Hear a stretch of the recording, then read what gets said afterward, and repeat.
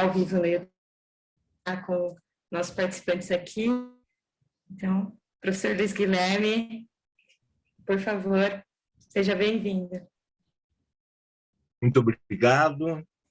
É um prazer estar aqui no 4º encontro das Conversas Latino-Americanas, Processo de Projetar, com as arquitetas Cíntia e Débora Lins, que estão vindo especialmente do Ceará para participar desse encontro. E eu estou representando a professora Angélica Alvim, que infelizmente não pôde estar aqui para a abertura, né? Atualmente eu estou coordenador do programa de pós-graduação e é um prazer estar aqui, né? Esse projeto de extensão é um projeto muito importante do programa, que é capitaneado principalmente pela professora Ana Gabriela Godinho Lima. E eu queria dar as boas-vindas a todos e não vou me alongar muito, né? Eu acho que o mais importante é a palavra de Cíntia e Débora, falando um pouco sobre a sua experiência em arquitetura ligada às práticas e aos conhecimentos locais tradicionais, que a gente pode chamar de ancestrais também. E acho que é isso. Sejam todos muito bem-vindos, né? Mais uma vez, é um prazer estar aqui participando do evento junto ao grupo das arquitetas. Muito bom, muito obrigado.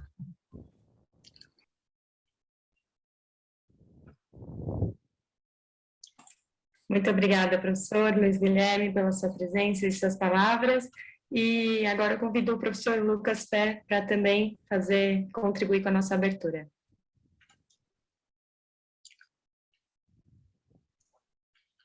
Boa noite a todos, todas. É uma alegria muito grande estar aqui, né?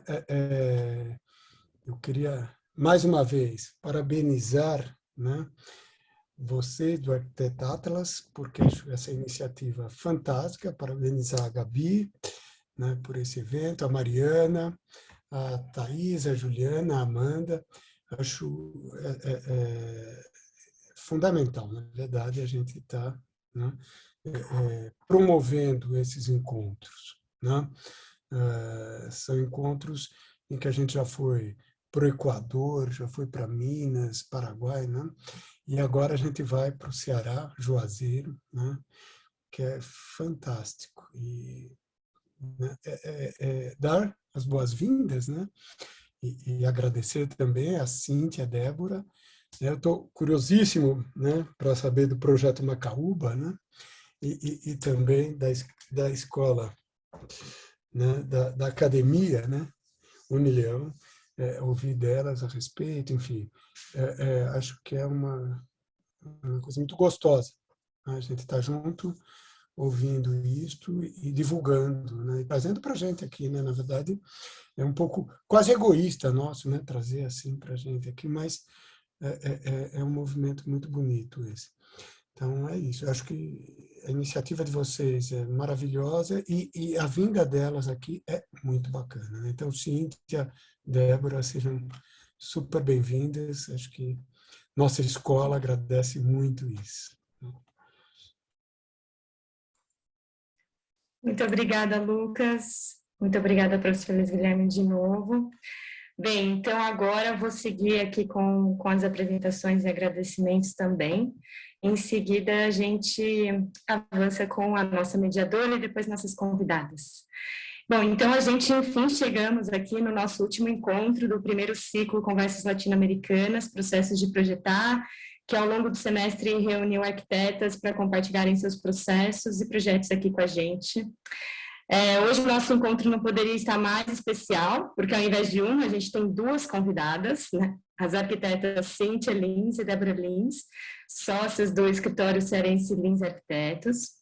Antes de apresentá-las, eu queria fazer alguns agradecimentos, não só pela construção do evento de hoje, mas pelo apoio e dedicação durante todo o semestre.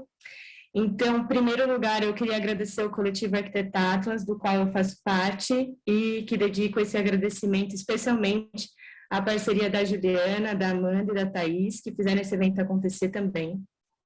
E nós todas agradecemos imensamente a confiança, a abertura e o carinho da professora Ana Gabriela, coordenadora do projeto de extensão Processos de Projeto de Arquitetas Contemporâneas, do programa de pós-graduação da Universidade Mackenzie, pela disposição em realizar essa parceria com a gente e colocar tudo isso em prática. Também gostaríamos de agradecer à professora diretora, a Angélica Benatti Alvim, ao coordenador do programa de pós-graduação, professor Luiz Guilherme, ao coordenador da FAO Mackenzie, professor Lucas Fer. Agradecemos à professora Ana Paula Calvo, coordenadora de extensão, e a toda a equipe de apoio das secretarias da FAO Mackenzie, em especial a Eva, a Fabiana e a Gilvanete, que foram cruciais para essa realização. Queríamos agradecer ao ArcDaily, ao DAFAM, diretor acadêmico da Faculdade de Arquitetura e Urbanismo Mackenzie, e ao coletivo Zarra, coletivo feminista de alunas da FAO Mackenzie, pelo empenho e divulgação. Queríamos agradecer a vocês todos que nos assistem aqui, nos assistiram e nos assistem, a quem dedicamos esse ciclo, para que a gente possa sempre aprender mais e mais com essas mulheres que a gente precisa muito ouvir. Então, eu apresento a nossa mediadora dessa noite, dos últimos encontros, a professora doutora Ana Gabriela Godinho Lima, que é arquiteta e urbanista pela FAUSP, com mestrado em estruturas ambientais urbanas pela mesma instituição e doutorado pela Faculdade de Educação da USP. É pós-doutora pela School of Creative Arts da Universidade de Hertfordshire, na Inglaterra, e autora do livro Arquitetas e Arquiteturas na América Latina do século XX, publicado em 2013, além de outros livros, capítulos e artigos em periódicos nacionais e internacionais. A professora Ana Gabriela é editora temática da Cadernos de Pós-Graduação em Arquitetura e Urbanismo e também diretora suplente da Associação Nacional de Pesquisa e Pós-Graduação em Arquitetura e Urbanismo. Por fim, então, apresento nossa dupla de convidadas da noite. Cíntia Menezes Lins de Matos é arquiteta graduada pela Unifor e especialista em formação de professores para o ensino superior. Desde 2011 segue à frente, junto de sua sócia e seus sócios, do escritório Lins Arquitetos. Débora Martins de Oliveira Lins é arquiteta graduada pela UFC, especializada em tecnologia do ambiente construído e mestre em engenharia civil, em estruturas e construção civil pela UFC, e junto com a Cíntia, o Jorge e o George, integra desde 2011 também o escritório Lins Arquitetos. A prática do escritório associa elementos locais e tradicionais em arranjos alinhados ao desenho contemporâneo. Entre outros temas, buscam responder ao desafio do clima da região através de artifícios arquitetônicos, como o foco no desenvolvimento das coberturas, para melhor manejo das massas de ar, emprego de elementos vazados que garantem a ventilação permanente, o uso de varandas ou espaços abertos aliados ao programa desenvolvido. É notável a produção de excelência para diversos edifícios do complexo da Unileão, em Juazeiro do Norte, dentre eles o projeto Academia Escola Unileão, que foi premiado e selecionado em premiações nacionais e internacionais, com destaque para o Prêmio IAB 2019 e o Prêmio ExxonMobil 2020, oferecido pelo Instituto Tomi Otaki. Além da produção arquitetônica, são aliadas à prática acadêmica ativa. O grupo também desenvolve o Espaço Macaúba, lugar de promoção e troca de debate sobre arquitetura, cidades e artes, integrando diferentes profissionais da região, valorizando a produção nordestina. É com grande prazer que recebemos vocês duas essa noite. Sejam muito bem-vindas. E eu passo a palavra para a professora Ana Gabriela. Muito bem, boa noite. Obrigada, Mariana, pela apresentação e os agradecimentos carinhosos. Eu quero, na verdade, abrir a minha fala agradecendo muitíssimo a oportunidade de chegar a esse quarto encontro dessa primeira temporada do Conversas Latino-Americanas, Processos de Projetar. Agradecer muitíssimo a parceria com as arquitetas do Arquitetatlas, uma parceria extremamente inspiradora, e como professora e como pesquisadora, eu vejo nessas parcerias a realização daquilo que a gente espera como professora e pesquisadora, que é ver as jovens arquitetas crescendo, desenvolvendo trabalhos importantes e contribuindo para o cenário da arquitetura e do urbanismo no Brasil e na América Latina. Então, queridas, eu agradeço a confiança, é um prazer estar aqui ao lado de vocês. Quero agradecer muitíssimo todo o apoio que nós recebemos do Mackenzie, como a Mariana já enumerou, e hoje a presença do professor Luiz Guilherme, meu colega, coordenador da pós-graduação da UFAL Mackenzie. É um prazer ter você aqui, Luiz, e também ao Lucas Fer, coordenador da graduação. São queridos colegas que nos prestigiam hoje, fechando que estamos em grande estilo a nossa primeira temporada. Agradeço especialmente às arquitetas Cíntia e Débora Lins. Gostaria de dizer que são arquitetas como vocês que me inspiram e principalmente me fazem pensar que todo o esforço, né, de pesquisa durante décadas, quando era muito difícil pesquisar arquitetas mulheres, é muito gratificante ver os resultados, ver como essa temática cresceu, e principalmente eu fico muito feliz de a gente poder estar estudando e mantendo interlocução com arquitetas como vocês. Muito obrigada por dedicarem o tempo, a disposição e tanta gentileza e carinho para falar com todos nós hoje. Obrigada e passo a palavra a vocês. Oi, gente, boa noite. Nós aqui estamos aqui honradas, né? Agradecemos enormemente esse convite de estar dentro desse formato do trabalho de vocês, fechando esse ciclo, e aí, como o professor Lucas falou, né, que seja apenas a primeira temporada, estaremos assistindo às próximas, com certeza, participando ativamente, construindo essa rede, né, essa rede não só de pesquisa, mas de colegas e de conhecimento, né, de troca, que é sempre tão importante, tá? Eu vou começar aqui a compartilhar, começar aqui a apresentação, e aí a gente vai apresentar um pouco o escritório, e a gente focou mais no processo de projeto, a gente vai mostrar alguns projetos, e no final a gente vai falar um pouco sobre o processo de projeto, tá bom? Só um instantinho.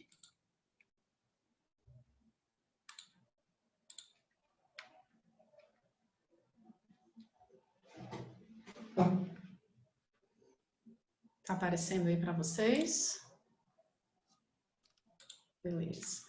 Tá sim, não está em tela cheia ainda, mas apareceu. Agora sim. Deu? Então, gente, nós estamos aqui novamente, né, honrados vindos do Ceará para falar para vocês um pouco sobre nós, né, sobre a nossa produção. Então, quem somos? Nós somos um escritório de família, tá? Tudo começou com o meu sogro, que está aqui à direita, ele é arquiteto formado na década de 70, e tem o George, que é o meu marido, que é o irmão da Cíntia, que é a minha cunhada. Então, eu sou a metida aqui da história, né? Eu costumo sempre brincar que eu sou a agregada, né? Então, nós somos um escritório de família que a gente foi se associando aos poucos, né? A gente começou com atividades projetuais muito individuais, e aí foi fazendo parcerias, e com o tempo a gente viu que fazia muito sentido a gente ter um único escritório, né? E acho que calhou, deu certo, e a gente gosta muito desse formato. Nós três, né, nos formamos em torno, mais ou menos, em 2005, 2006, 2007, e a gente tem 2 sedes. Nosso escritório atua basicamente em Juazeiro do Norte, onde nós temos, eu considero como se fosse a matriz, né, porque 90% dos nossos clientes, das nossas obras, estão lá na região do Cariri, e nós temos também aqui em Fortaleza, já na região litoral, né, do Ceará, e a capital, a gente tem basicamente a sala técnica. Então, a gente trabalha nesse formato, indo e voltando, e conversando, e muito telefone, muita internet, e tem funcionado nesses últimos anos esse formato. A nossa forma de atuação, os nossos nichos de atuação são vários, né? A gente busca ter essa atuação mais generalista mesmo, acreditamos nesse caminho, nós estamos preparados para atuar em diversas escalas.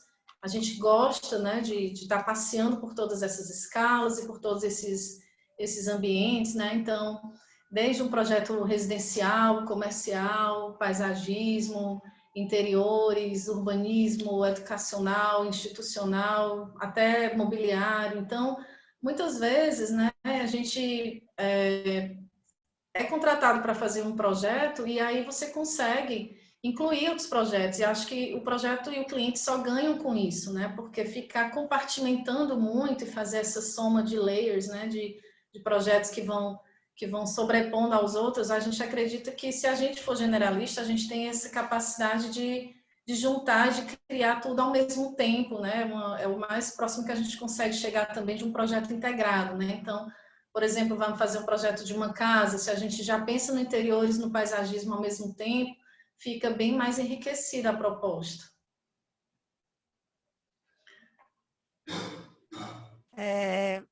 Primeiro, antes de continuar, eu queria também agradecer bastante o convite a Mariana, Ana Gabriela. Para nós é uma honra estar fazendo parte desse processo. A gente, como a Débora falou, né, a gente está localizado no Ceará, então assim a gente está meio que um pouco fora do, digamos, do eixo São Paulo, Rio. Então, para a gente é sempre muito, a gente fica muito feliz com esses convites, a gente se sente, enfim, grato demais. E eu queria deixar aqui também,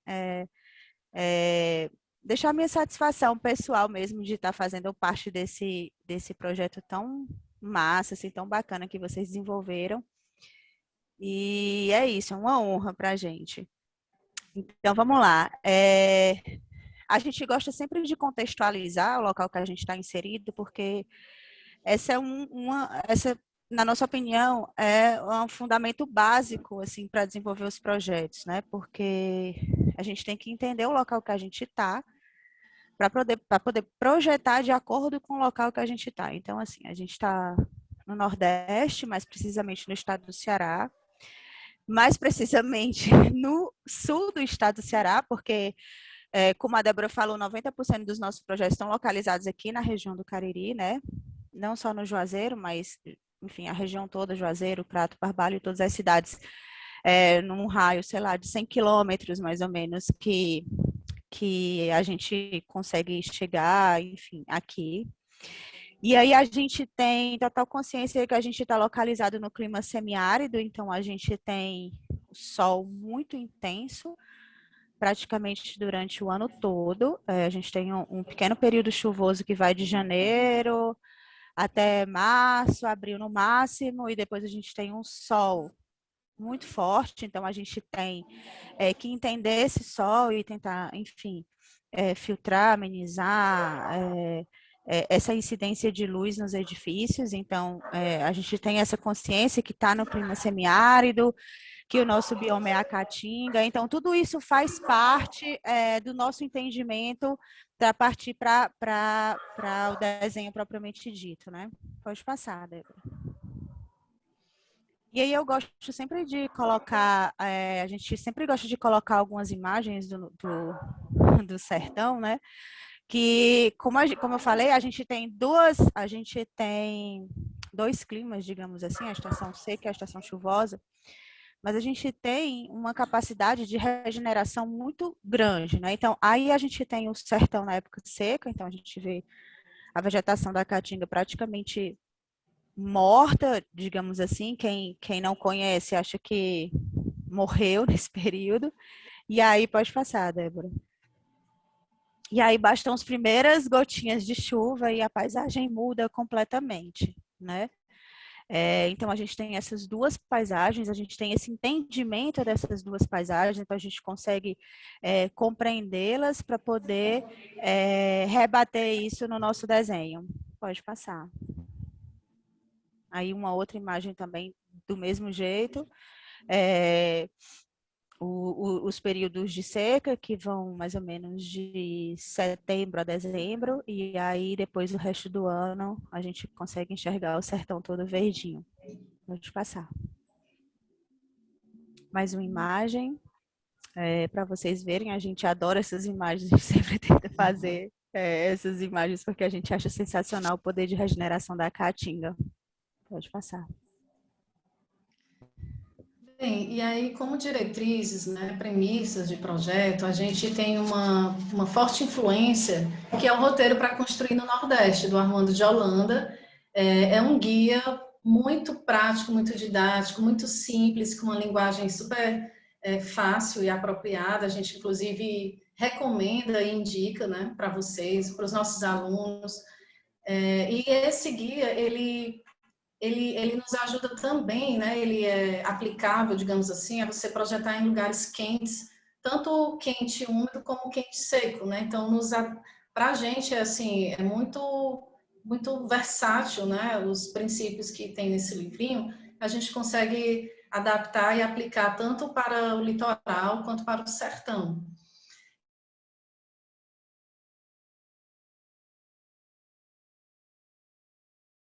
A gente brinca que você está conseguir uma sombrinha, você já baixa uns 4 graus aí na sensação térmica, porque é muito importante criar sombra, né? Então, a maioria dos projetos tem essa premissa inicial, assim, de um abrigo, né? Para as pessoas que vão utilizar o prédio, obviamente. E aí, essa sombra é algo, assim, tão natural daqui, né? A gente vê esse comportamento de buscar uma sombra desde os animais até nós, né? Então, isso é uma cena clássica aqui, por exemplo, nas paradas de ônibus em Fortaleza, no interior. E a gente vê que isso é um comportamento natural, né? De quem está procurando um mínimo de conforto. Então, quando a gente consegue aplicar essa sombra na arquitetura, a gente, poxa, potencializa bastante, né, esse conforto, esse bem-estar. E uma outra diretriz é utilizar a vegetação adaptada, na verdade, procurar uma vegetação nativa, mas quando não for possível, uma vegetação adaptada. Então, a gente tem aqui um cenário de escassez, né, de água, é um recurso muito valioso para a gente. Então, quando vai fazer algum projeto de paisagismo, quando vai propor alguma forração, a gente prioriza, tenta, né, na medida do possível, do contexto de cada projeto, priorizar espécies que consumam menos água possível, algumas até, né, são quase assim, eu chamo de sobreviventes, né, porque então isso compõe não só o cenário, compõe o ambiente, mas a gente também está fazendo uma contribuição, né. Então a gente tem todo um estudo das espécies, né, que a gente tem tipo um catálogo, digamos assim, um repertório, né, da vegetação que é mais forte para o nosso clima, para que ela também fique lá resistindo bem e contribua também na composição com o edifício, né? E a outra premissa é refletir a cultura do lugar, e acho que isso, em qualquer lugar, deveria ter essa premissa, né? A gente identificar os costumes, né, do nosso povo, fazer um edifício coerente com a história daquele povo, com os costumes, com os gostos, com os recursos possíveis. Então, no nosso caso, né, a gente passeia, né, um pouco nessas outras áreas, né, desde a estilogravura, cores, né, identificação de paletas, né, do sertão, aplicação, por exemplo, das músicas, das danças, das vestimentas, do couro. Então, ter esse exercício, essa reflexão, de fazer esse levantamento, de que forma a gente pode rebater isso e se incluir arquitetonicamente, né, como cultura do lugar, a gente simpatiza também com essa diretriz de projeto, sempre que possível, rebater a cultura do lugar nos edifícios. Aqui só para ilustrar, né, a imagem do vaqueiro. Nas casas é muito importante a gente prever sempre o lugar da rede, né, que é sagrado, assim, inclusive o espaço sagrado, vocês estão vendo ali no segundo plano, o povo é muito religioso, o povo aqui no Cariri, lá no Cariri, né, eu estou em Fortaleza, assim, já está no Cariri, e sempre, muitas casas tem que ter o localzinho, sabe, da oração, então assim, a gente tem que perceber, refletir a cultura do lugar, às vezes vai também por esse outro viés, né? E a rede interfere no layout, interfere no dimensionamento, porque o espaço da rede, na verdade, é o espaço vazio, né? Assim, você não pode ter mobiliário ou atrapalhar a circulação do ambiente. Então, a gente inclui nessa preocupação, principalmente nos ambientes residenciais, propor rede nos quartos, nas varandas. Tem algumas famílias que até em sala instalam armador de rede, né? E a utilização de materiais locais também é uma premissa básica, eu acho que não só da gente, né? Mas priorizar sempre a especificação de materiais de baixo custo, de materiais que a sua mão de obra local vai ter a técnica, né, de aplicar. Tudo isso facilita a comunicação na obra, facilita o entendimento, facilita uma reposição de peça, facilita, né, o custo para o cliente final.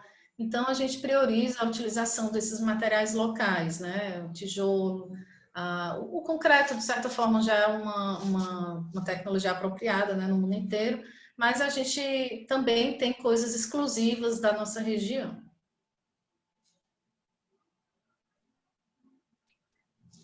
Eu vou falar um pouco sobre esses 3 projetos que estão localizados no complexo da Unileão, que é uma faculdade que fica aqui, é um centro universitário, na verdade, que fica aqui no Juazeiro do Norte. Então, a gente tem trabalhado para eles, acredito que já há uns 10 anos, mais ou menos.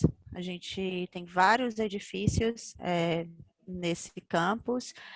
A gente tem os pavilhões de sala de aula, a gente tem a academia, o núcleo de prática jurídica, o juizado, o hospital veterinário, o centro esportivo, enfim, o master plan do campo. São vários projetos, então a gente tem trabalhado numa parceria muito bacana. Mas a gente optou por trazer esses 3 edifícios porque a gente acredita que eles dialogam entre si, então, assim, eles conversam entre si, porque a implantação deles é exatamente a mesma. Então, a gente tem edifícios que precisavam estar dentro do campus, mas, ao mesmo tempo, eles precisavam ter a relação com a rua, porque são edifícios que têm... eles atendem as pessoas externas, é como se fosse um projeto de extensão. Então, a gente tinha que ter a gente tinha essas duas diretrizes, né? E com isso, o que aconteceu? Isso gerou uma implantação para aproveitamento do terreno e para aproveitamento e para otimização de topografia. Isso gerou uma implantação que para a gente aqui no sertão é uma implantação, digamos, não das melhores, assim, que são grandes fachadas viradas para o leste e grandes fachadas viradas para o oeste. Então, seria uma implantação, a princípio, muito ruim, mas a gente precisou optar por essa implantação para poder atender a diretriz de ter essa relação com a rua, né, com a avenida. E aí, por causa dessa implantação, com grandes fachadas viradas para leste e para oeste, a gente teve que desenvolver várias diretrizes de conforto ambiental para proteger esse edifício. Pode passar, esses edifícios, no caso, né? E aí eu vou começar pela academia, escola da Unileão, pode passar. Que como a Mariana falou no início, foi dos nossos projetos, assim, foi o mais premiado. A gente, enfim, ficou muito feliz com o resultado dele, a gente conseguiu vários prêmios, e a gente acredita, às vezes a gente fica pensando aqui no escritório, por que, sei lá, o NPJ não se destacou tanto e a academia se destacou tanto, né? E aí a gente atribui alguns fatores, assim, a gente atribui um desses fatores à forma circular, que de alguma maneira é uma coisa inusitada, e a materialidade dele mesmo, né? Porque ele é todo feito de tijolo maciço de barro, vocês vão ver daqui a pouco nas imagens, então a gente acredita que isso tem ajudado no processo. Pode passar, Débora. Então, o edifício ele é formado por 5 círculos que se encontram, né? A gente tem esses dois círculos aí na esquerda, que é onde fica a parte de musculação e, enfim, aeróbico, esteiras, bicicletas. A gente tem o círculo central, que é a recepção, e a gente tem esse outro círculo do lado direito, que fica a sala de dança e de lutas, enfim, e por final a gente tem os banheiros e a parte de administrativo, né? Então a gente tem a sala do coordenador, porque na verdade essa é uma academia escola, então ela foi construída para atender ao curso de educação física da Unileão, então os alunos estagiam nessa academia, e ao mesmo tempo ela atende no projeto de extensão as pessoas, né, da cidade. E ela atende também, se eu não me engano, alunos e funcionários da faculdade, né? E aí, para resolver o problema da implantação, com grandes fachadas voltadas para o leste e para o oeste, a gente utiliza de um artifício que são as 3 camadas. Então, a gente tem uma pele externa que envolve o edifício, a gente tem um jardim intermediário, e só após esse jardim intermediário é que a gente tem o fechamento todo em vidro, que pode ser fechado ou aberto. Então, assim, em alguns períodos do ano, como eu falei para vocês, de janeiro até julho, mais ou menos, eu não preciso utilizar ar-condicionado nos ambientes internos, porque a gente tem essa pele de vidro toda em vidro pivotante. Então, e a pele externa é uma pele de elemento vazado, o tijolo funciona como elemento vazado, então o vento cruza. Então, não precisa usar ar-condicionado, mas nos meses mais quentes, a gente tem a possibilidade de fechar e refrigerar. Pode passar. Nesse corte, a gente consegue visualizar bem essa questão das 3 camadas que eu falei para vocês. Então, essa primeira camada, ela serve para filtrar essa luz direta do sol, né? E aí a luz chega ao interior do edifício muito mais amena, mas ao mesmo tempo ela não é vedada completamente, né? Ela passa, então isso também faz com que a gente consiga criar um jogo, digamos aí, de luz e sombra bastante interessante no decorrer do dia, porque o sol vai caminhando e a sombra vai caminhando, então eu consigo criar esse jogo e eu consigo filtrar a luz. Pode passar. Aí é um corte perspectivado que a gente consegue ver esse fluxo de vento, né, da ventilação cruzando, e a pele externa funcionando como filtro também de incidência da luz direta. Pode passar, Débora. Aí a gente tem acho que não está funcionando, um gifzinho de composição formal, acho que ele não está rodando aí. Pronto, rodou.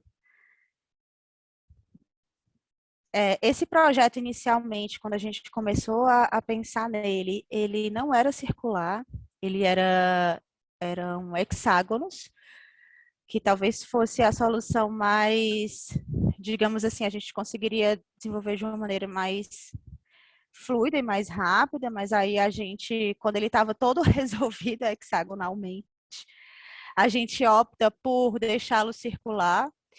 E é engraçado, tem uma história super engraçada sobre esse projeto, porque assim, quando a gente, lembro como fosse hoje, quando eu abri a planta para apresentar para o proprietário da universidade, na hora que eu abri, a primeira coisa que ele falou, são os anéis olímpicos, eu adorei, sendo que a gente não tinha pensado nisso em nenhum momento. Eu falei, claro, são os anéis olímpicos, é isso mesmo. Mas não foi nunca uma coisa que a gente pensou, mas o cliente associou, e ótimo que ele associou, porque aí ele absorve a coisa do circular, que é uma coisa mais difícil do cliente, digamos assim, aceitar, e aí ele aceita de maneira, enfim, fácil, e foi tranquilo. Pode passar, Débora. Aí é um outro gifzinho da composição formal do tijolinho maciço como elemento vazado, e a gente vai ver isso mais para frente em fotos, e vocês vão conseguir entender melhor como funciona. E aí a obra, né? Esse processo de obra é engraçado, a gente pensou em várias paginações no início para esses tijolinhos, até que a gente chegou nessa, porque são infinitas possibilidades de você paginar o tijolo como elemento vazado, e aí a gente chega nessa forma.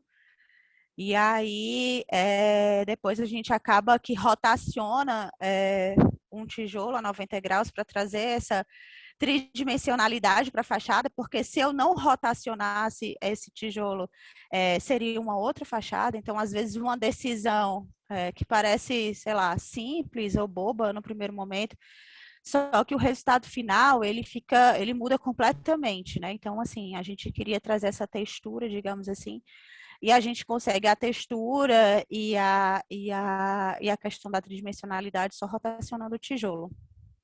Pode passar. Aí, no decorrer da obra, ainda a parte metálica, enfim, da coberta, estava construindo. Esses pilares, inicialmente, a gente ia deixar em concreto, o acabamento não ficou tão bom, a gente acabou optando por pintar de preto, mas a gente sempre busca, assim, trazer essa coisa de que a obra finalizou, ela está finalizada, sabe? Assim, a gente não precisa revestir, não precisa pintar, não precisa, enfim, fazer nada. Inclusive, esses tijolinhos aí, eles estão, a gente não passa nada, assim, nenhum material de proteção.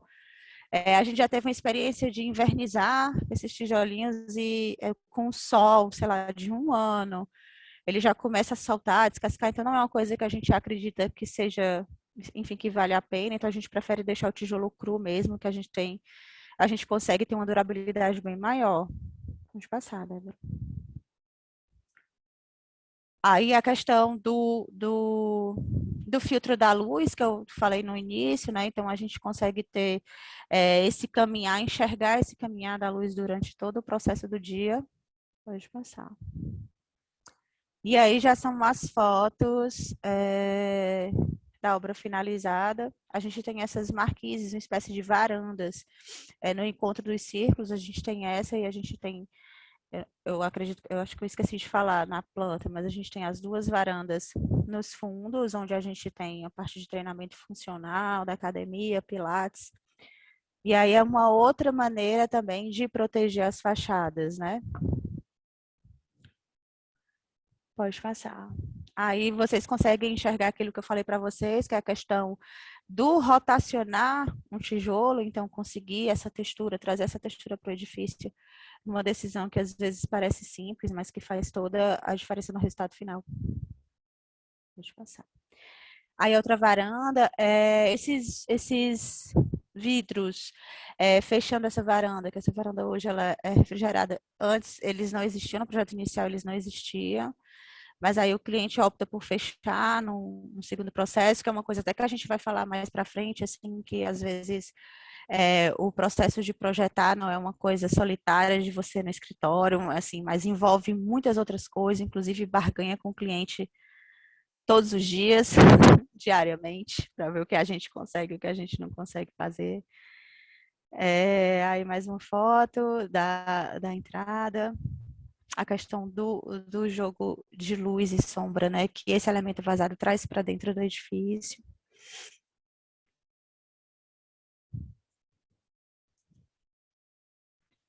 E aí a gente consegue visualizar o edifício todo, né? Pode passar. Aí são os encontros dos círculos. Aquela parte que eu falei para vocês que é de danças e lutas.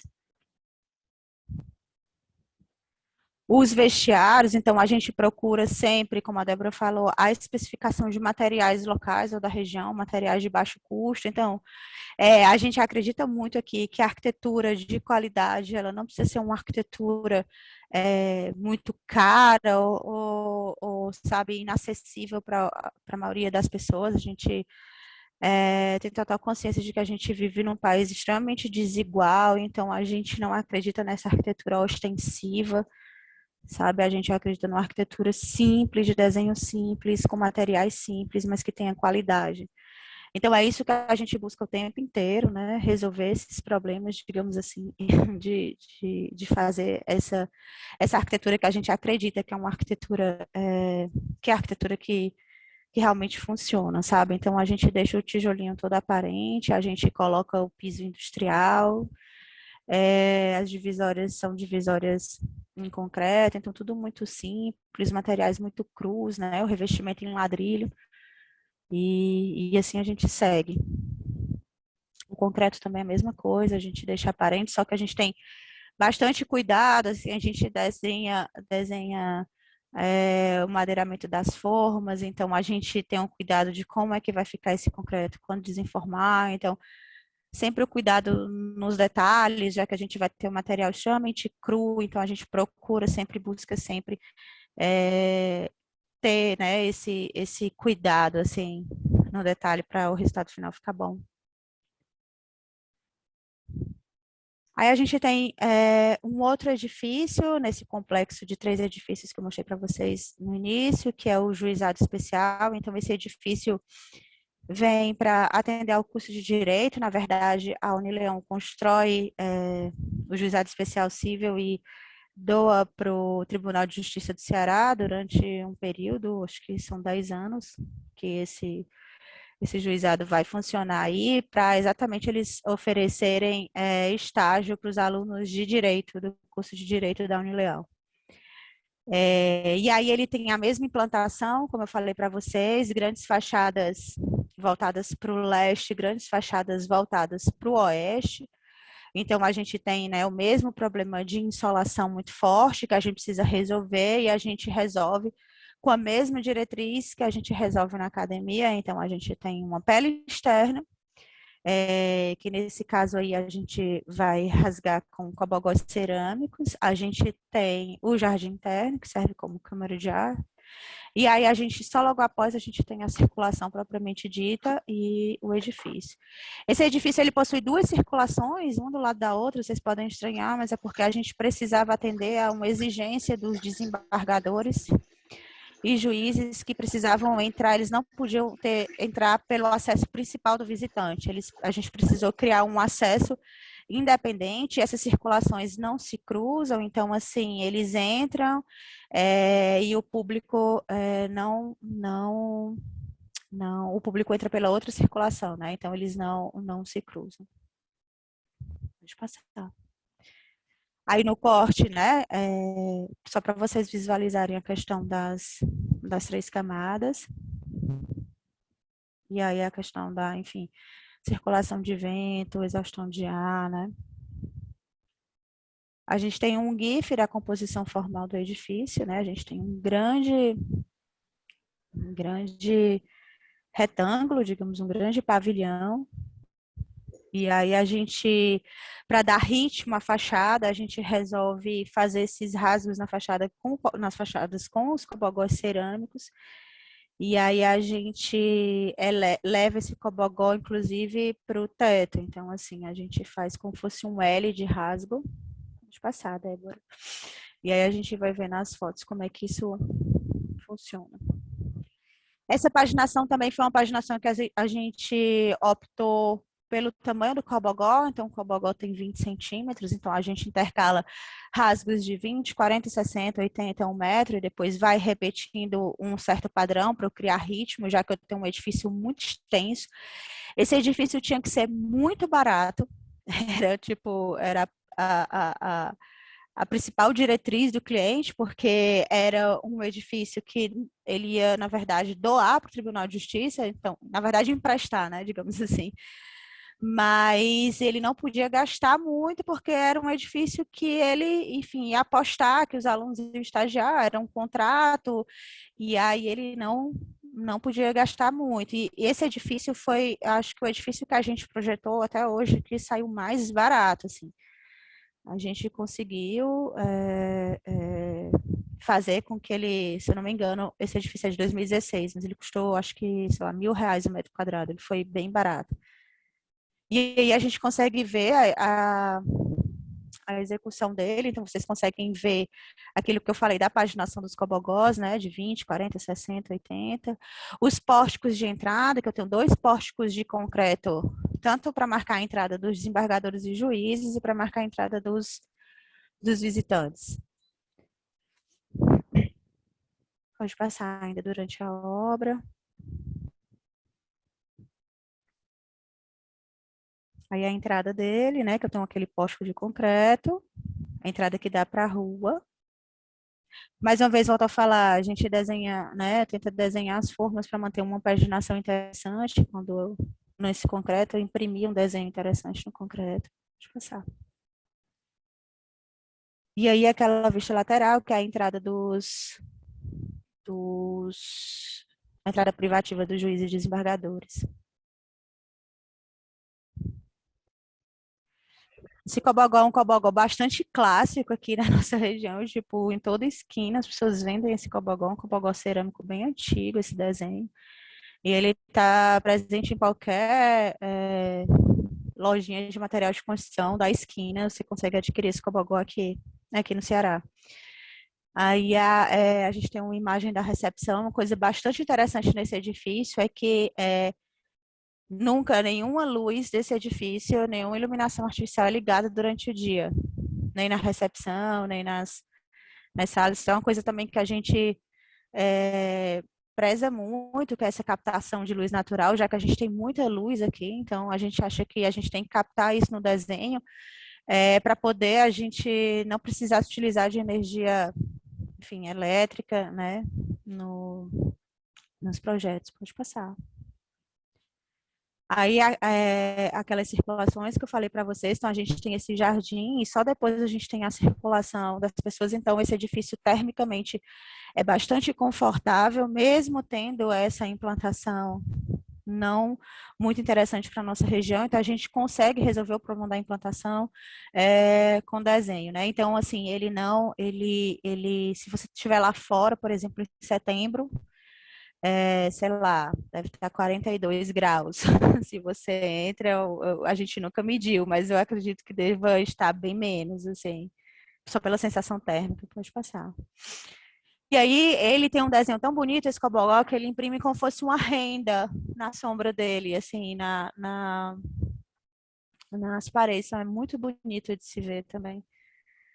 É uma coisa que as pessoas sempre que estão aí na espera, enfim, comentam que tem uma sensação agradável de estar nos corredores e na espera.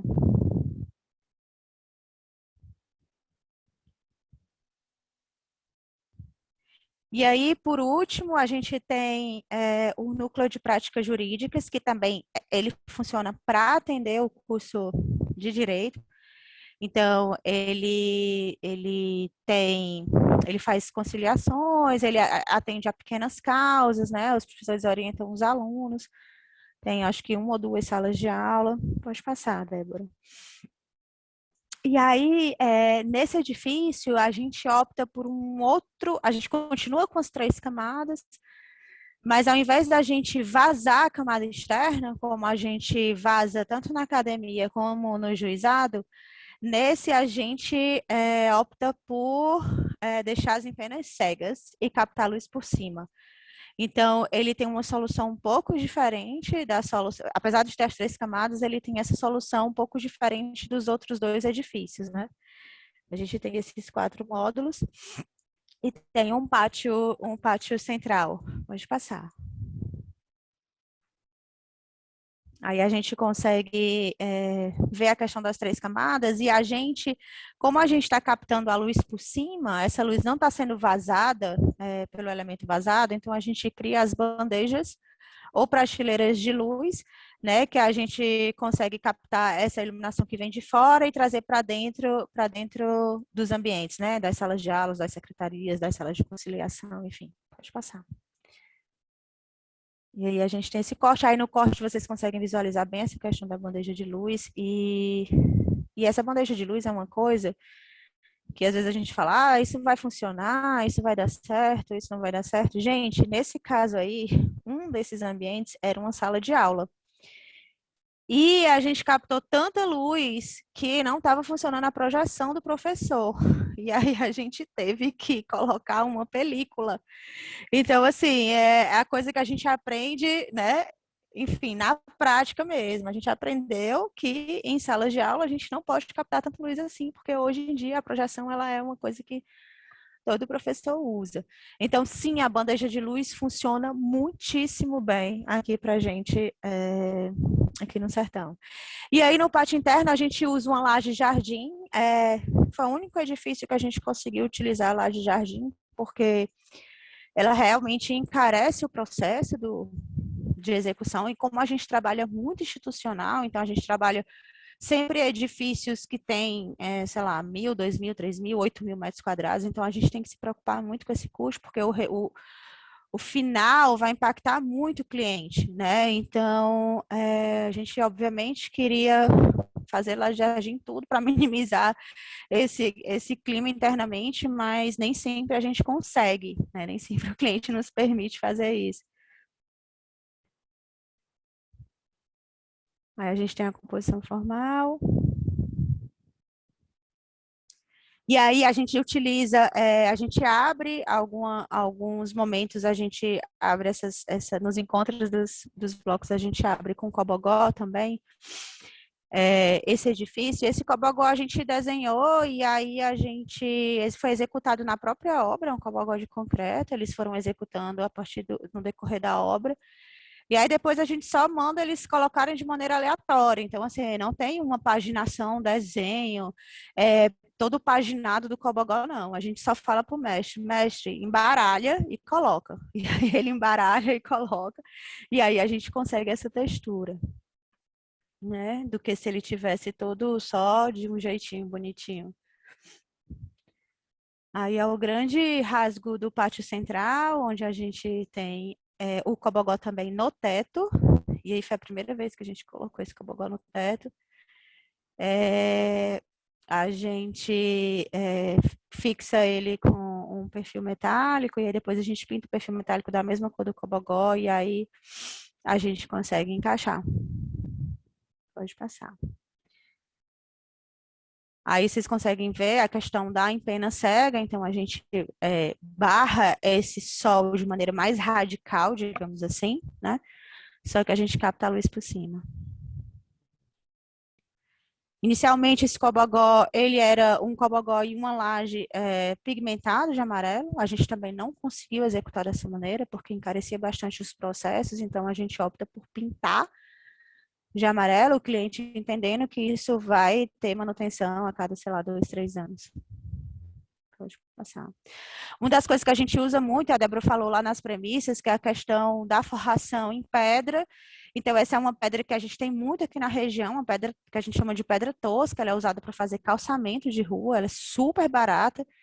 Você compra, sei lá, de caminhão de carrada, e a gente usa muito para paisagismo, porque para minimizar essa coisa do impacto da água, né? Então a gente não precisa de água para manter bonito, digamos assim, para manter interessante. Pode passar. Aí é uma imagem da recepção, então vocês veem também que as luzes internas nunca são utilizadas, né, durante o dia. E aí é engraçado, a gente tem essas dracenas aí no jardim interno, que elas são plantas que elas não crescem assim, gente, verticalmente. Elas são mais, enfim, inclinadas, são mais de outra maneira. E aí, como a luz só vem de cima, então aconteceu esse fenômeno, que elas cresceram bem retinhas, assim, elas estão buscando realmente a luz, né? E é uma coisa também legal de você observar, que você aprende também com no decorrer, né? Então, assim, é uma coisa bastante... fica super bonito, parece um quadro, as pessoas acham que nem acham que até, sei lá, artificial, mas ela é natural e ela tá assim porque ela cresceu buscando a luz. Pode passar, Débora. Aí uma vista do pátio interno, né? Que a gente tem o rasgo central e o cobogó no teto. Pode passar. E aí, isso é uma coisa bastante interessante, esse rasgo que a gente faz na laje jardim, porque como essa implantação ela é leste-oeste, então isso daí também funciona como um relógio solar. E aí, a gente morre de vontade, uma coisa que a gente nunca fez, mas a gente tem vontade de fazer as marcaçõezinhas na parede, 9 horas, aí no piso, 11 horas, meio-dia, tá pino. E aí você consegue ver as horas no decorrer do dia bem direitinho, exatamente porque ela está implantada bem no eixo leste e oeste. Pode passar. Aí o auditório desse núcleo de práticas jurídicas, né, que a gente usa a placa OSB, né, a placa que geralmente as pessoas usam para tapume, para fazer esses painéis para isolamento acústico. Pode passar. Aí vocês conseguem ver as dracenas, ó, bem bonitinhas, buscando a luz. crescendo verticalmente.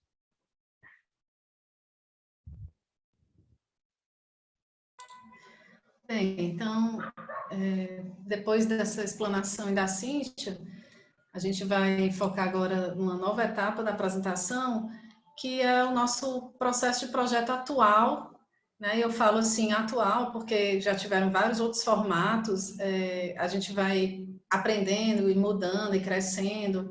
Então, desde quando a gente se formou, desde quando a gente formou como escritório coletivo, a gente foi testando vários formatos e esse é o que está vigente, né? Esse que eu vou compartilhar com vocês. E aí, esse formato atual, né, que a gente está, partiu de algumas inquietações. Mais ou menos por volta de 2018, 2019, que a gente começou a conversar um pouco e a tentar mudar esse fluxo, né, do processo de projeto.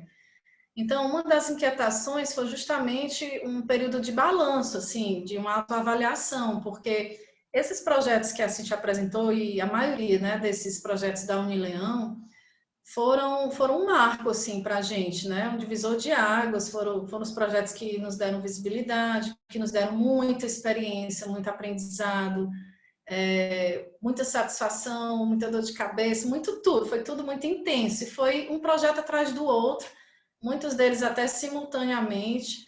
Então, foi um período, assim, que nos mostrou muita coisa, né, dentro do escritório. Então, esse processo de projeto que a gente tem hoje, ele foi montado pós esses projetos da Unileão, justamente nesse sentido, de caminhar para um amadurecimento arquitetônico, né?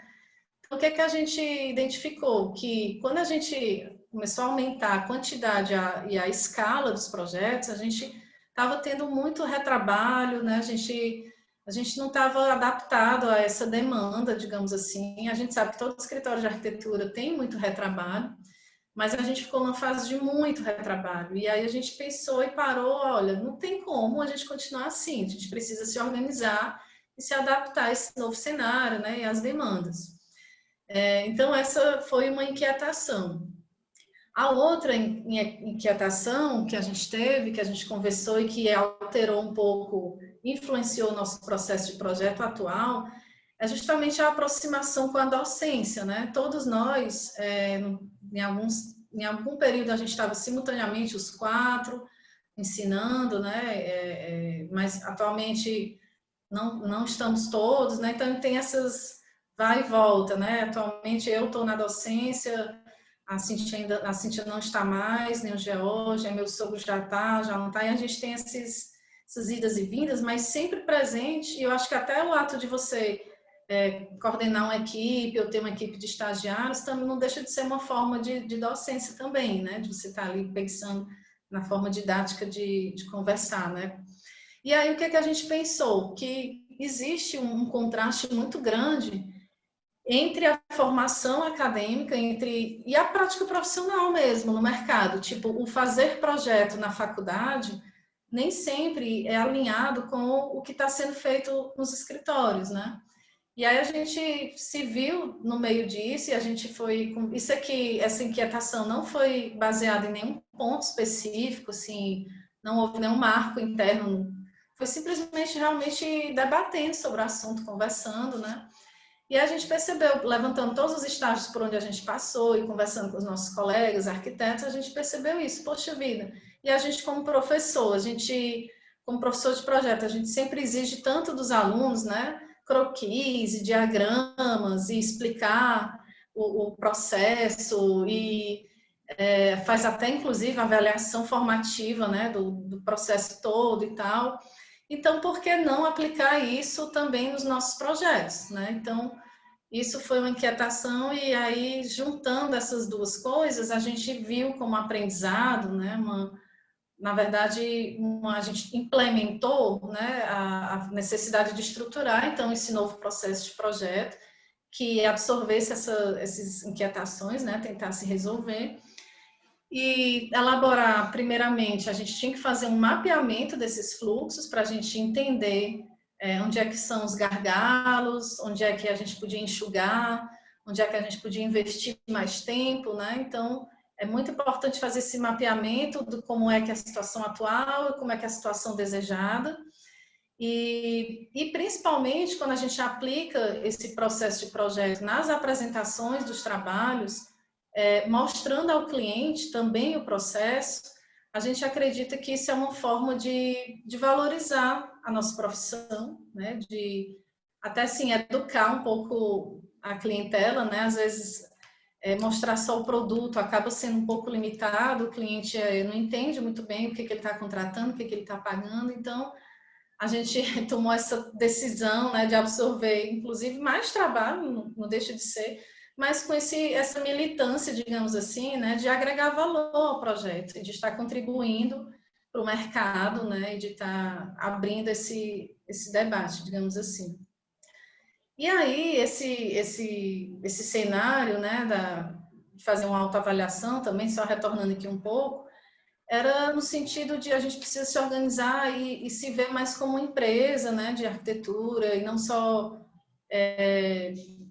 não trabalhar apenas no formato ateliê, como a gente gosta, a gente é muito informal, né, mas era uma necessidade, chegou uma hora que a gente precisava dar esse passo, né, então compartilhamos aqui, né, um pouco desse processo. Então, resumidamente, né, obviamente a gente tem umas etapas anteriores ao próprio processo de projeto, que eu acho que deve ser igual para todo mundo, imagino, que é visitar o local, né, surge uma demanda, e você vai lá visitar o local, o terreno, vai fazer uma entrevista com o cliente, vai conhecer as suas demandas, né, levantar as necessidades, e aí, levantando todas essas informações, a gente faz uma proposta comercial, né, uma proposta de trabalho.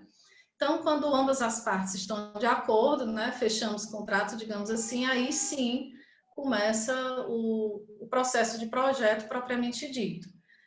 No nosso processo atual, a gente dividiu o nosso fluxo em 4 etapas. Então, o cliente ele vai ter 4 entregas, 4 apresentações, digamos assim.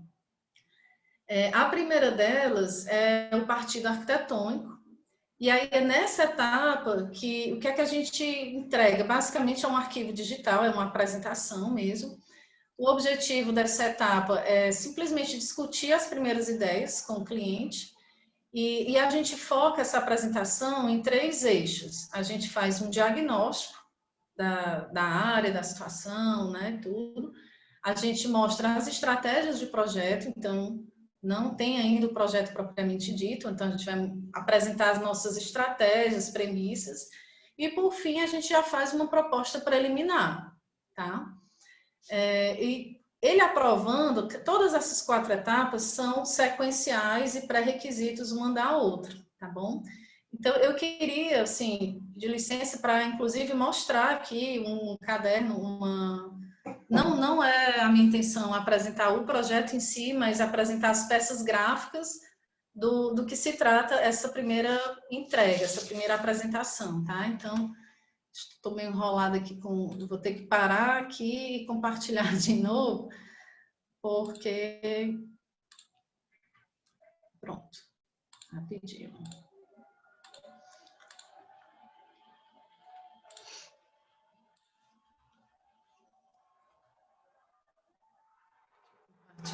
Já chegou aí para vocês? Bem, eu espero que sim, eu não estou ouvindo. Sim, mas, ó, sim, né? Valeu. Chegou assim. Quando a gente compartilha a tela, ninguém vê nada, nem escuta, né? Então, esse aqui é um projeto que saiu recentemente, né, da prancheta, digamos assim, que é uma fábrica, é uma confecção, é uma fábrica de roupas. E aí, isso aqui que eu vou mostrar para vocês é o que a gente apresentou nessa primeira etapa. Então, a gente faz uma análise do entorno, do terreno. Talvez para vocês não tenha nenhuma novidade, porque é muito processo de projeto dentro da faculdade, mas que a gente não vê muito isso apresentado ao cliente. Então, a gente adotou isso, né? É uma coisa que a gente sabe fazer, todos nós fizemos isso durante muito tempo, e muitas vezes não aplicamos na prática profissional. Então, repetindo, né? Então, esse aqui, só passando rapidamente, a gente faz um diagnóstico, a gente mostra para o cliente, né, toda a análise que é feita, resgata um levantamento fotográfico do lugar. Então, essa parte visual, né, está sendo um suporte para tudo que é falado, né, para o cliente, para ele entender que o projeto dele não é uma decisão que baixa o santo, chega uma ideia inspiradora e você chega e projeta. Não é bem assim, né, que existe todo um método. Então, a gente faz a análise bioclimática, né, carta solar, levanta aqui os dados Projetil, né, e incidência de temperatura média, né, de sol, de chuva durante todo o ano. Isso para eles, assim, para a gente é uma coisa óbvia, né, e para o cliente eles não têm a menor ideia, assim, de que a gente pensa nessas coisas, né. Então, acho que vale a pena mostrar e explicar e fazer esse trabalho, né, de formiguinha, digamos assim.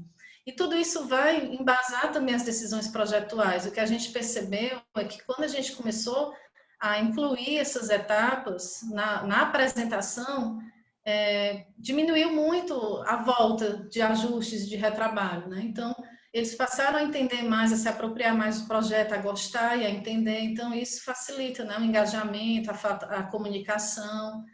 Aí aqui a forma como a gente apresentou, né, o programa de necessidades, através da setorização, o fluxograma e também a setorização aplicada no terreno, que já está mais no final do slide. E aí a gente pede também falo depois no segundo momento das estratégias. Antes de fazer essa apresentação, a gente pede ao cliente que ele nos dê algumas referências visuais. E aí, na hora da gente apresentar, a gente vai identificar nas imagens que eles nos passaram elementos que chamam a atenção e que a gente vai poder aplicar, que a gente pode aproveitar, a gente vai, tipo assim, educar o linguajar arquitetônico, digamos, né, ao cliente. Então, a gente começa a identificar pontos importantes nas referências dos próprios clientes e depois a gente vai mostrar as nossas referências. A gente mostra também só referências visuais, né? Para traduzir um pouco e aproximar essa linguagem técnica que a gente tem, né? Assim, para a gente é muito tranquilo falar permeabilidade visual entre os espaços, mas a maioria dos clientes não tem, assim, uma intimidade com esses termos. Então, é uma forma de facilitar realmente essa comunicação e esse entendimento. Então, a partir dessa análise das referências, tanto dos clientes como da gente, a gente vai montando as estratégias, né? Vai fazendo essa checklist, né, de coisas que vão nortear a concepção do projeto, tá? Depois mostra, né, um pouco a paleta, né, de cores e de materiais, a prancheta criativa, né, o mood board. E aí, por fim, faz já uma prévia no estudo de massas, uma proposta inicial de implantação, só aplicando a setorização no terreno, são as primeiras decisões, né, de acesso, para ele ter uma noção também da área ocupada, né, cada setor, quantas vezes maior esse setor vai ocupar de área do que aquele, enfim. Aqui também já pode se mostrar áreas do terreno que estão destinadas a uma expansão futura, né, tendo em vista que esse projeto em específico é uma fábrica. Então, a gente já começa a fazer pequenas propostas, assim, pontuais, né, de acesso, para mostrar as estratégias e eles entenderem melhor nessa linguagem, né, mais desenhozinho, digamos, né, fica mais visível, fica mais fácil para o cliente, tá?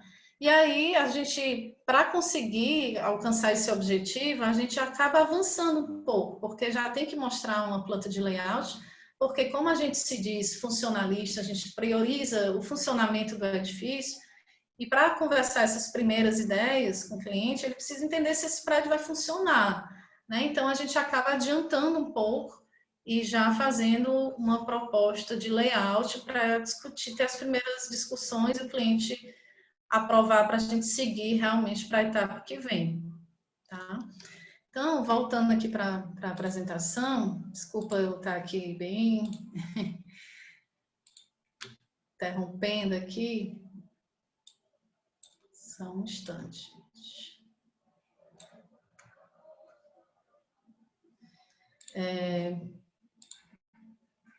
Aí, então, o cliente aprova essa parte inicial, a gente vai fazer o estudo preliminar.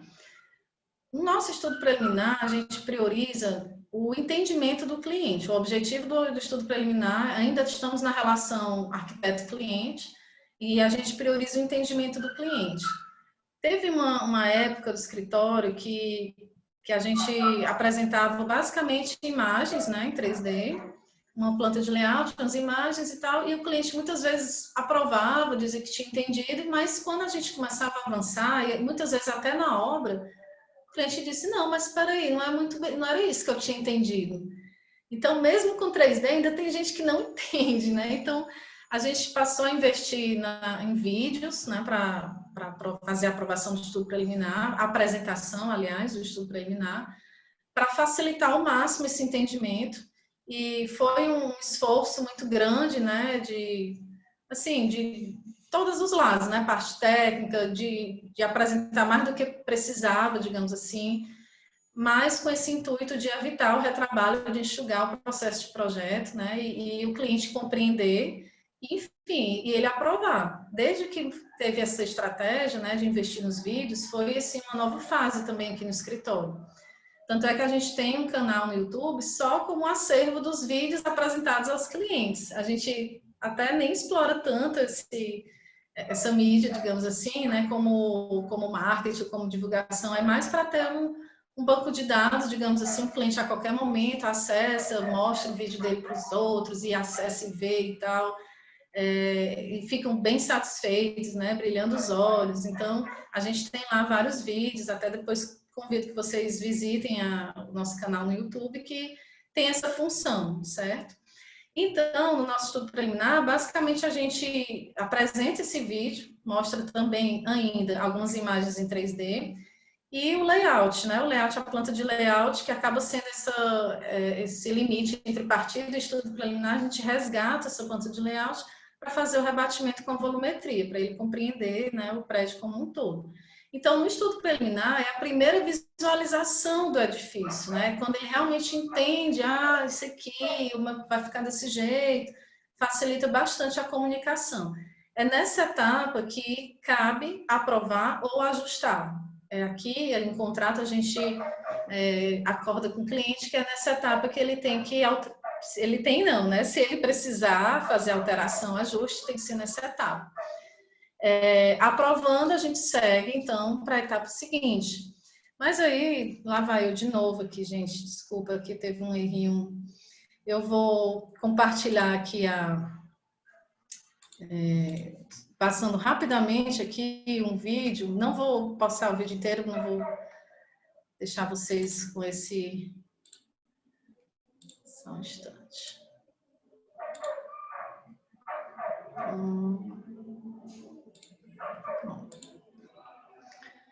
Não sei se dá para ver aí, mas esse aqui é esse mesmo projeto que eu apresentei o diagnóstico para você. E aí o projeto vai passeando pelo prédio, e tem umas tomadas mais paradinhas, outras mais aceleradas. Aí a gente aproveita e bota uma música, uma marcha. Não tem nenhum texto, não tem nada, é só realmente a câmera passeando pelo edifício. A gente trabalha com Lumio, faz umas vistas externas, depois, né, em torno, depois entra no edifício, mostra a coberta. Aqui novamente tem a paredinha de tijolos, passada.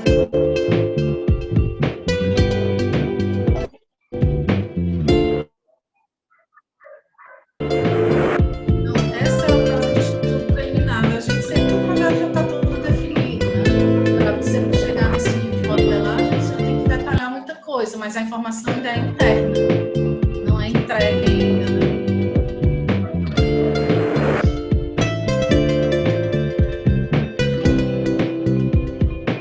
Esse é o avanço aqui mais um pouco.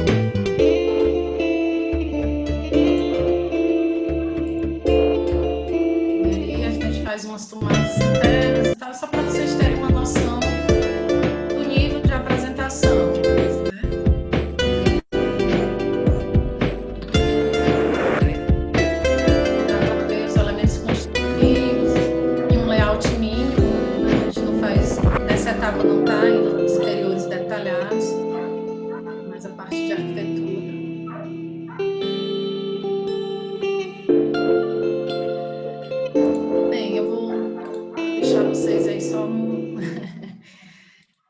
E aí, voltando aqui para... Não sei se vocês conseguiram ver, tudo certo? Vou continuar aqui, tá? Bem, aí então, aprovando o estudo preliminar, a gente vai para o anteprojeto, que é a primeira versão oficial, digamos assim, do conjunto de pranchas, né, completo, que o cliente recebe, né? Então, aqui tem as primeiras decisões, né, não só as plantas, cortes, fachadas, mas tem também já especificação, né, mínima de materiais, quadrias, e a partir do anteprojeto que a gente começa a incluir os outros profissionais, né, complementares, de estrutura, começa a fazer esse trabalho em paralelo, simultâneo, digamos, somente depois que o cliente aprova o estudo preliminar. Então, é só nessa fase que a gente também vai dar entrada na prefeitura, vai ver a parte de documentação. Então, a partir daqui é o start realmente da parte técnica, tipo, o cliente não precisa entender, não precisa, ele já aprovou, já entendeu o projeto, então, a partir daqui, o desenho CAD, eu falo desenho CAD porque a gente trabalha ainda no modo tradicional, mas aquelas pranchas do desenho técnico, o cliente não tem a obrigação de entender, né, de ensinar e tal, então a partir daqui é que a gente encaminha para os parceiros, né, e o cliente recebe apenas os arquivos e as pranchas impressas. E aí, a nossa fase final, digamos assim, de projeto, é o projeto executivo, que, nesse caso, a gente entrega para o cliente já revisado, compatibilizado e com detalhamento, né? O objetivo do projeto executivo já não são mais os outros profissionais, mas sim a obra, a execução do edifício. Então, vai ter uma linguagem própria para cada usuário, né? Então, estudo preliminar, o foco, cliente. Então, a linguagem do projeto tem que ser focada no entendimento do cliente. Anteprojeto, o foco é quem? Outros profissionais ou os órgãos competentes para aprovar documentação e tudo. Projeto executivo, o foco é quem vai executar. Tem que ser compreensível, compreendido por quem está lá no canteiro de obras. Então, a gente meio que se organizou dessa forma, tem facilitado bastante a aprovação, né, e enxugar esses processos. E aí, eu também não vou... Só parar aqui mais uma vez, gente, e compartilhar aqui desculpa, compartilhei errado.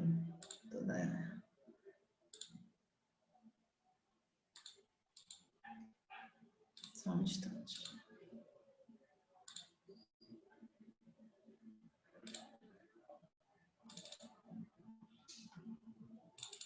Pronto.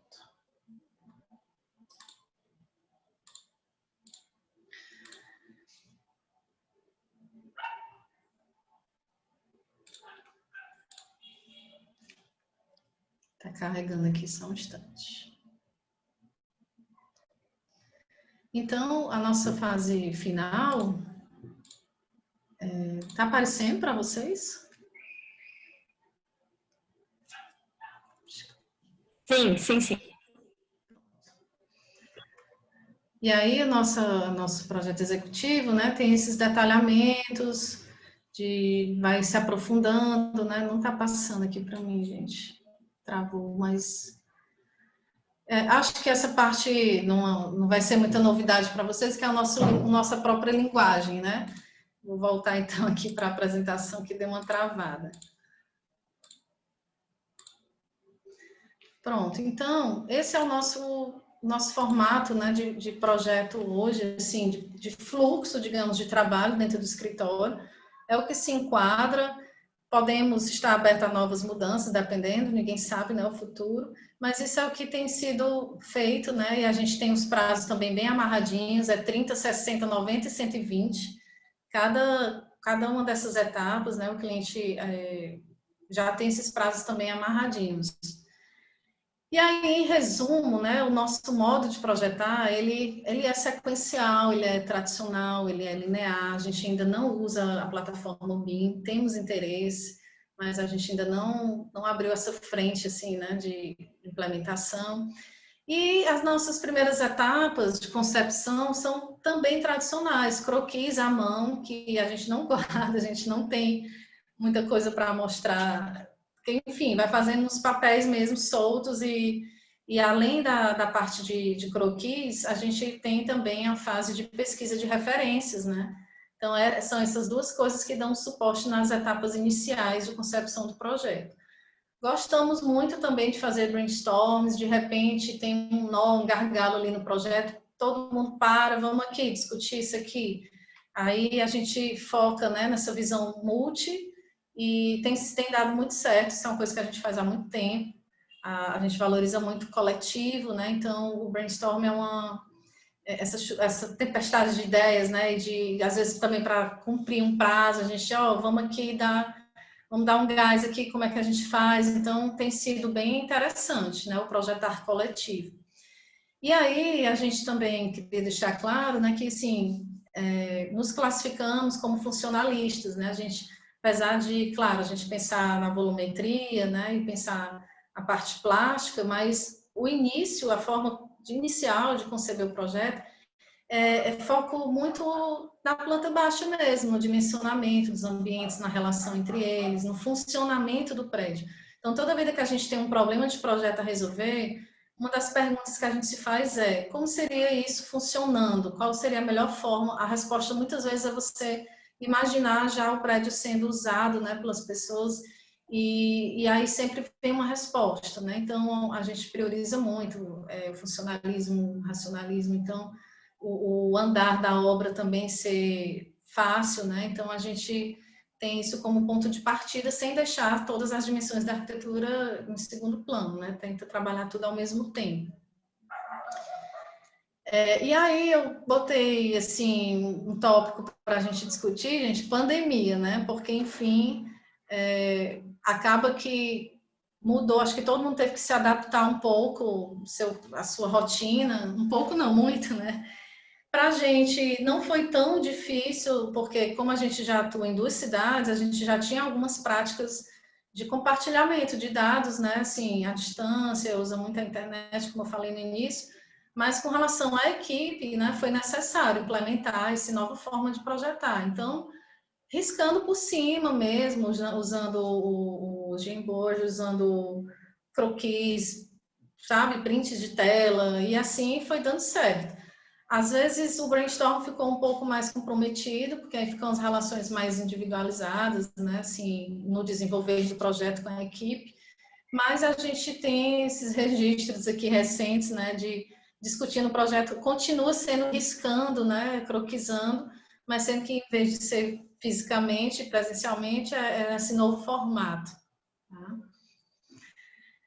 E aí, para finalizar também, a gente queria compartilhar, né, que a gente concorda, a gente acredita que existem várias formas de projetar para além da prancheta, né, e desse processo tradicional de conceber, de riscar, né, a gente acredita que, por exemplo, quando você está na obra e você tem que resolver um problema, você tem que improvisar uma solução, é uma forma de projetar.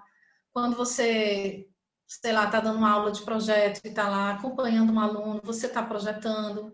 Então, existem várias formas, né? Você está com um cliente, você está dando uma consultoria, tem que resolver alguma coisa rápido, você tem que especificar, você tem que mudar o rumo de uma decisão anterior de projeto. Então, o projetar existe em várias escalas, em várias situações, e eu acredito que projetar é quase que sinônimo de tomadas de decisão, né?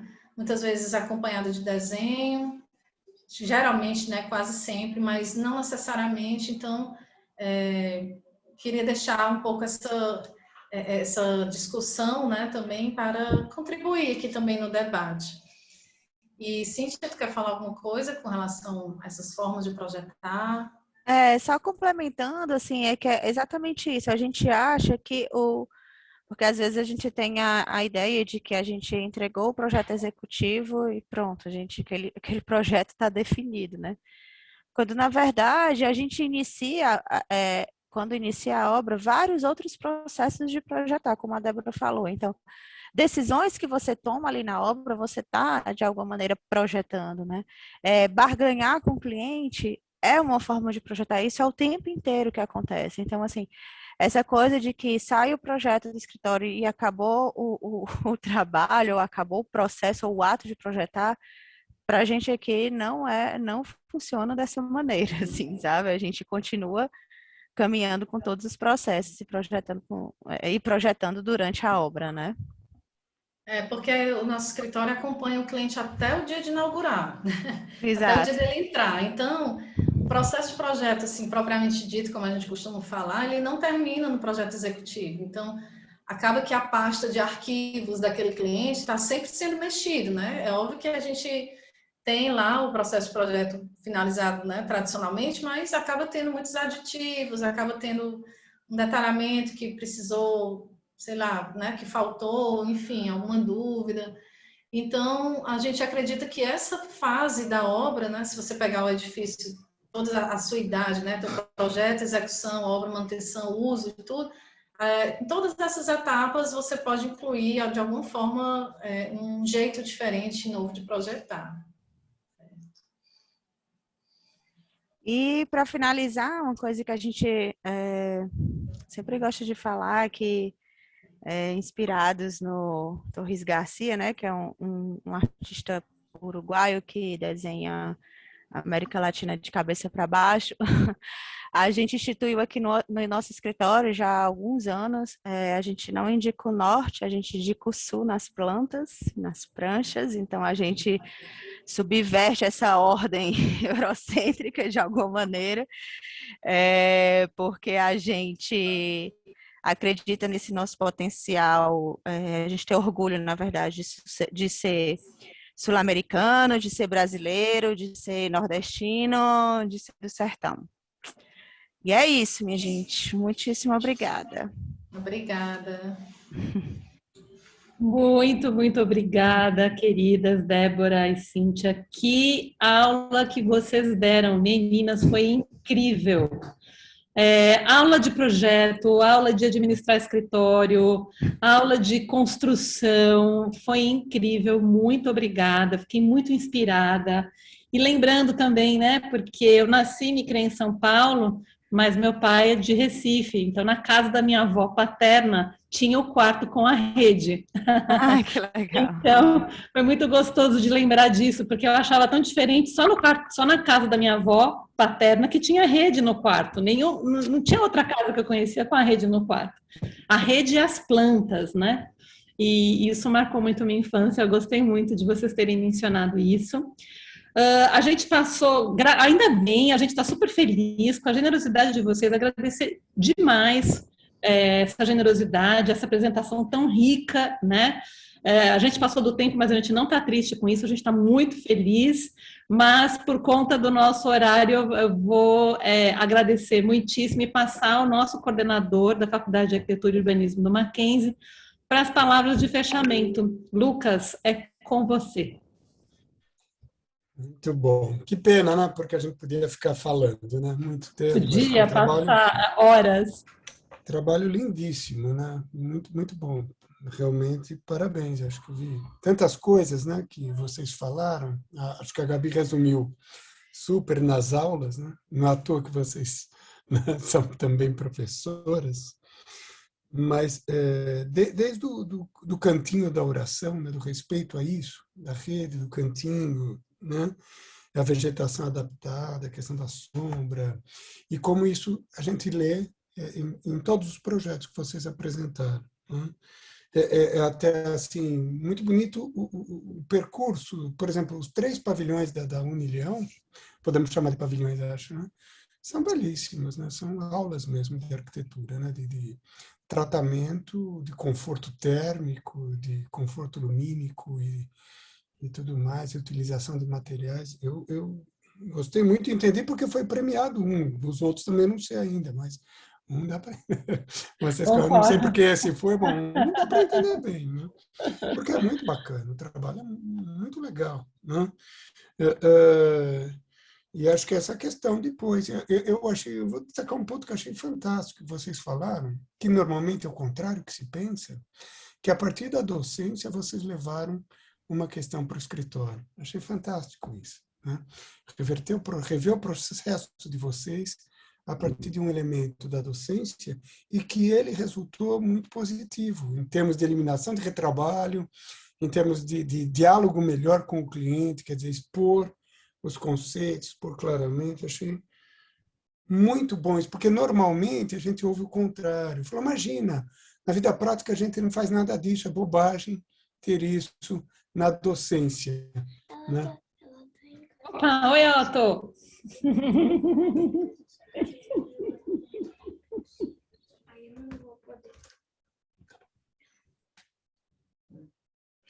Bom, gente, desculpe ou não, né? Mas, enfim, é um plus aqui.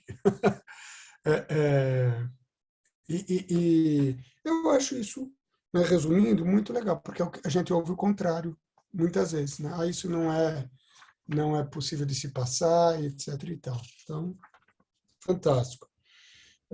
Gente, em nome da escola, acho que eu posso, né, em nome de todos aqui, além de agradecer ao arquiteto Lass, né, eu ainda vou conseguir falar direitinho isso, né, que eu acho super legal. Eu queria agradecer muito a Débora e a Cíntia, né, ao Lins Arquitetura, por essa maravilhosa explanação, né? Realmente aulas, né? A gente teve várias aulas em uma só, a Gabi já colocou isso.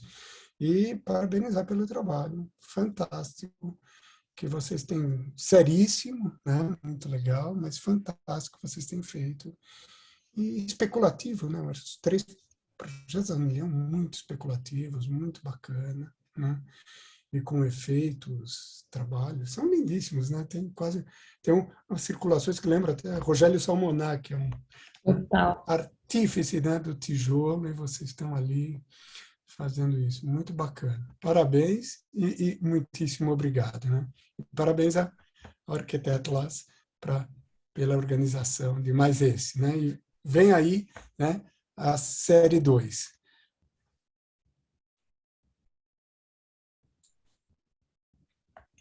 Muito obrigada, Lucas. Muito obrigada, professora Ana Gabriela. Então, acho que com isso a gente encerra esse encontro e também esse ciclo.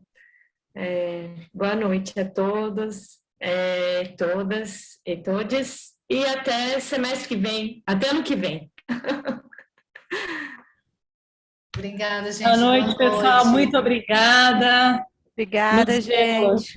Valeu pela oportunidade, pelo diálogo. Tchau, tchau. Boa noite. Tchau, tchau. Boa noite. Boa noite.